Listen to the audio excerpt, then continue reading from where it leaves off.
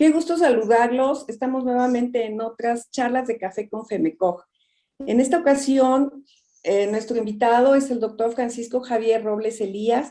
Él pertenece a la región 2 de la Federación Mexicana de Colegios de Obstetricia y Ginecología, y esta región básicamente abarca los estados de Baja California Norte, Baja California Sur y Sonora. El doctor está en Nogales, Sonora, y hoy tenemos el agrado de que nos conceda una pequeña entrevista para hacerle ciertas preguntas. Brevemente les comentaré algo del currículum del doctor Robles Elías. El doctor es médico ginecobstetra, actualmente en ejercicio de su profesión, con posgrado en ginecología y obstetricia en el Centro Médico de Occidente. Participa como profesor invitado en innumerables cursos de actualización y es académico numerario de la Academia Mexicana de Derecho a la Seguridad Social y recibió el galardón de Profesionista del Año en Ciencias de la Salud en Sonora en el 2018. Culminó sus estudios como licenciado en Derecho y maestro en Amparo y tiene una producción autoral vasta, con obras relacionadas con el tema que tocaremos hoy, como es la prevención del conflicto médico-legal y el peritaje en medicina. Actualmente es el coordinador del Comité de Seguimiento a la Mortalidad Materna y Trato Digno y Respetuoso en la Atención Obstétrica. Esto se refiere a la atención del trabajo de parto y el parto. Bienvenido, doctor Robles, y agradecemos que haya querido participar con nosotros. La primera pregunta que le quiero hacer es, ¿cuáles son sus consideraciones como médico y abogado sobre el significado de la frase trato digno y respetuoso en lo que se refiere a la atención a la mujer embarazada?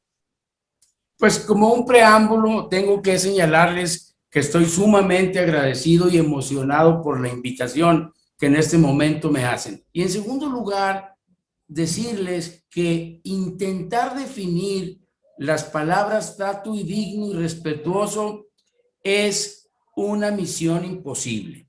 Es una misión imposible porque se puede ver desde la perspectiva ética y moral, desde la perspectiva estrictamente jurídica y sobre todo desde la perspectiva de cómo hemos vivido el acontecimiento de la atención obstétrica. Debo decirles que no hay uniformidad de criterios, no hay uniformidad en la definición. Y desde la ética y moral, porque estos son dignos y respetuosos, son valores éticos, es imposible definirla porque no tienen una graduación numérica. Es lo que yo pienso de lo que es digno y lo que usted piensa de lo que es respetuoso. Y desde el punto de vista jurídico, la misma Suprema Corte de Justicia de nuestra nación no ha definido con precisión lo que es la dignidad y el respeto, sobre todo como un derecho humano base de todos los demás derechos.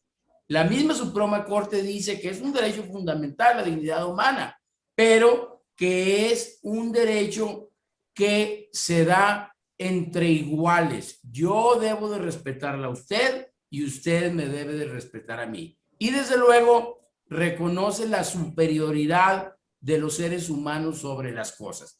Entonces hay problemas en definirlo. Cada uno de nosotros, cuando le preguntan qué es una falta de respeto, expresa más un ejemplo de la vida cotidiana que una definición en las que todos estemos de acuerdo. Muy bien, entonces cuando se hacen estas controversias, dado que yo puedo estar entendiendo una cosa y usted puede estar entendiendo otra, entonces si hay una controversia entre pacientes y médicos en esta asistencia durante el trabajo de parto y parto, ¿cuál es la opinión de usted en relación a estas controversias? Muchas gracias por la pregunta. Mire, en primer lugar, me queda muy claro que esto es una situación que está muy magnificada. Yo no tengo dudas en que todos tenemos que trabajar para mantener la visión del trabajo del médico como una atención digna y respetuosa. Pero tampoco tengo dudas en afirmar que cuando sucede algún evento inesperado, se hace una publicidad excesiva.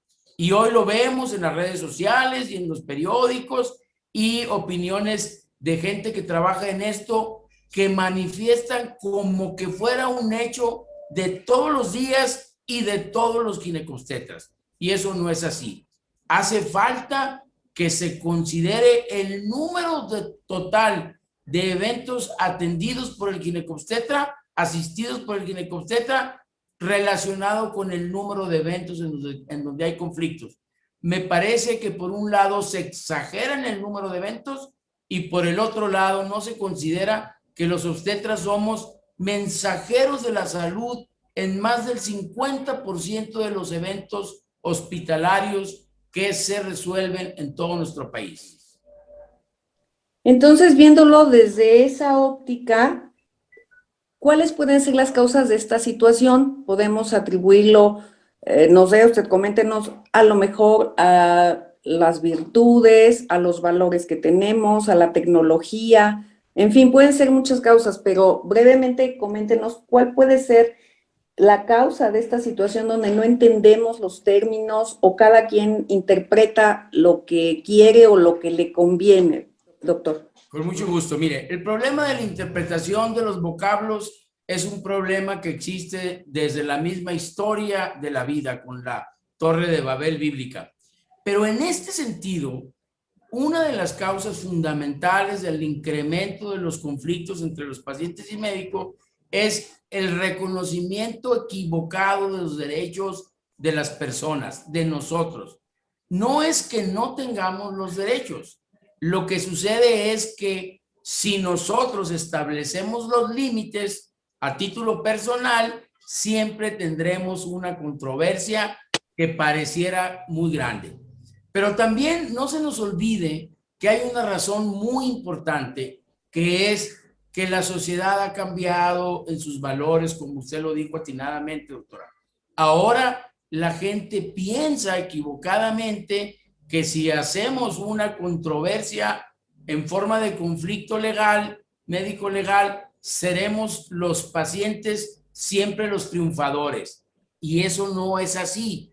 Nosotros tenemos evidencias muy claras que en la gran mayoría de los casos, que hay algún conflicto, el paciente tiene errores en sus interpretaciones y en sus conceptos. Esos son dos factores muy importantes. Pero también, y no se nos olvide, la poca preparación que tenemos como pacientes para el embarazo. Se nos olvida que uno como paciente tiene que hacer esfuerzos. No tener sobrepeso, cuidar la alimentación, no faltar a las citas de control para el monitoreo de presión, etc. Y entonces nosotros como paciente creemos que tenemos el derecho a que el evento sea exitoso, tanto para la madre como para el producto. Sin embargo, la medicina, por su propia naturaleza, no nos permite, aunque todos estemos de acuerdo y sea nuestro deseo como obstetras y como padres, tener el 100% de buenos resultados. La medicina no es así. La naturaleza de la medicina no es así. La naturaleza del embarazo no es así. Y siempre van a tener las pacientes, tristemente, algunas enfermedades que provocan que el evento obstétrico no sea tan exitoso como quisiéramos. Así es, realmente tenemos derechos, pero todo derecho también exige una obligación, ¿no? También por parte de los pacientes y también por parte del médico. Pero bueno, quizás para finalizar esta charla, yo le preguntaría, ¿qué puede el médico o qué puede hacer el paciente? ¿Qué es lo que usted considera que se puede hacer al respecto para que cada vez nos podamos entender mejor, si es que ese es el término, digamos, entendernos mejor, hablar el mismo idioma, estar en el mismo canal? ¿Qué es lo que podemos hacer para que se disminuya o para que no existieran conflictos entre pacientes y médicos? Muy bien, la respuesta es muy amplia, pero desde luego voy a tratar de ser concreto. Lo primero que tenemos que hacer es trabajar todos en conjunto. Este no es un trabajo de un solo individuo, de una sola persona. Tenemos que sumar esfuerzos, unir nuestras fortalezas y acortar nuestras diferencias. Segundo, tenemos que cambiar la voluntad política por la palabra obligación política. Esto no debe de ser una cuestión de voluntades, debe de ser resolver por obligación una necesidad que tenemos en la atención obstétrica, no nada más del trato digno y respetuoso, sino también de lo que ahora se ha llamado como el parto no medicalizado. Nuestras autoridades tienen que actualizar nuestras instalaciones hospitalarias para que nosotros como obstetras podamos entregarle a las pacientes, cuando sea un embarazo de bajo riesgo, los resultados como ellos los piden. También tenemos que pasar a otros eventos de la enseñanza de la obstetricia. Tenemos que preparar a enfermeras que estén en el área de la maternidad para que ellas desalojen tanto paciente en los hospitales que se han hecho para resolver problemas de gravedad. Si nosotros logramos aumentar la preparación del personal de enfermería o de algunas parteras en otros lugares del país, lograríamos disminuir el 80 y el 85% de la capacidad hospitalaria. Entonces nosotros los obstetras solo estaríamos atentos del embarazo de alto riesgo, que por su nombre lo indica, tiene una connotación diferente. También tendríamos que recordar que la sobreregulación jurídica no lleva a ningún resultado. Desde la misma historia, cuando se ha penalizado situaciones diversas, no se ha logrado disminuir los efectos de lo que se busca. Entonces, la sobreregulación en los actos médicos resulta un problema muy, pero muy serio. También tendríamos que recordar que no porque hay tecnología, la salud se puede comprar. La tecnología soporta, ayuda a los médicos, ayuda a nuestros pacientes y nosotros nos beneficiamos con ella, pero la salud no es un bien comprable, es un bien que uno como paciente tiene que trabajar. Y por último, tendríamos que recordar que los derechos que tenemos todos son derechos recíprocos. Yo estoy obligado, mi paciente está obligada a cuidarse y yo a atenderla con toda dignidad y respeto.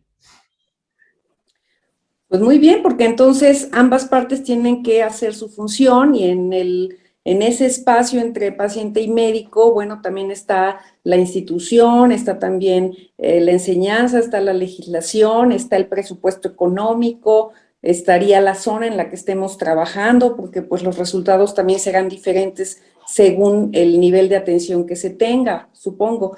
Entonces, creo que esto nos da una visión un poquito más amplia de que el término trato digno y respetuoso involucra muchas aristas, no nada más una o dos, sino son muchas, y pues ojalá se puedan trabajar con el paso del tiempo todos estos puntos que usted nos ha comentado, doctor. No sé si quiera agregar algo más antes de finalizar nuestra charla de café con FEMECO.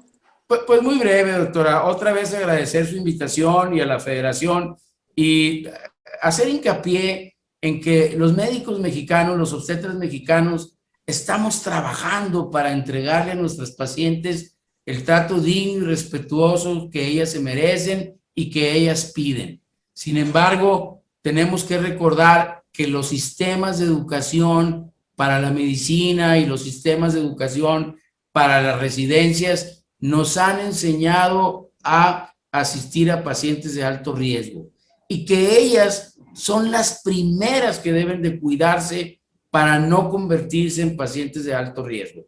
Y por último, señalar que nosotros trabajamos como federación, usted, doctora Rosy, le consta porque lo vive todos los días, llevamos la enseñanza del trato digno y respetuoso a todos los confines de nuestro país. Y la Federación Mexicana de Colegios de Obstetricia y Ginecología se distingue mundialmente por llevar el conocimiento a todo el país. Pero nuestro país tiene tantas situaciones sociodemográficas y económicas que el conocimiento y la aplicación van a llegar en su momento adecuado.